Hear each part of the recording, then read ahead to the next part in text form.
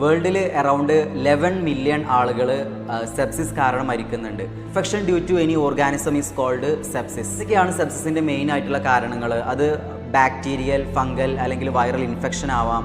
Sepsis ഉണ്ടായതിനു ശേഷം അത് സർക്കുലേഷനിലൂടെ സ്പ്രെഡ് ചെയ്തിട്ട് ഓർഗൻ ഡിസ്ഫങ്ഷൻ ഉണ്ടാവാം. അപ്പോൾ നമ്മളതിനെ പറയുന്ന പേരാണ് സിവിയർ സെപ്സിസ്. ഓൾറെഡി നമ്മൾ ചാപ്റ്റർ 1 മെഡിക്കൽ കോഡിംഗ് ഡിസ്കസ് ചെയ്യുന്ന സമയത്ത് certain infection and parasitic disease എന്നുള്ള ചാപ്റ്ററിൽ സെപ്സിസിൻ്റെ ഗൈഡ് ലൈൻ പഠിക്കുന്നുണ്ട്. If a patient come to the hospital with sepsis along with organ dysfunction, then we will consider it as severe sepsis. Then the sequencing order is the principal diagnosis should be code for sepsis, then we will report severe sepsis, then organ dysfunction. പിന്നെ നമ്മൾ ശ്രദ്ധിക്കേണ്ട കാര്യം, while coding severe sepsis we should check whether the patient have septic shock or not. Septic shock എന്ന് പറഞ്ഞാൽ circulatory failure ആണ്, emergency കണ്ടീഷനാണ്. എങ്കിലും വൂണ്ടോ അല്ലെങ്കിൽ ഇൻഫെക്ഷനോ ഒക്കെ ഉണ്ടായിട്ട് അതിൻ്റെ ട്രീറ്റ്മെൻറ്റ് ഡിലേ ആക്കി കഴിഞ്ഞിട്ടുണ്ടെങ്കിൽ പല ആൾക്കാരും അത് നെഗ്ലക്റ്റ് ചെയ്യുന്നത് കാരണം ഇൻഫെക്ഷൻ ഉണ്ടാവാറുണ്ട്.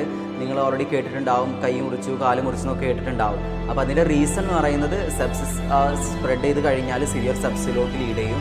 അപ്പോൾ അതിന് മുമ്പ് തന്നെ എല്ലാവരും പ്രോപ്പറായിട്ട് അത് ട്രീറ്റ് ചെയ്യുക, ഇങ്ങനെയുള്ള സിവിയർ സെപ്സിലോട്ട് പോകുന്നത് തടയുക.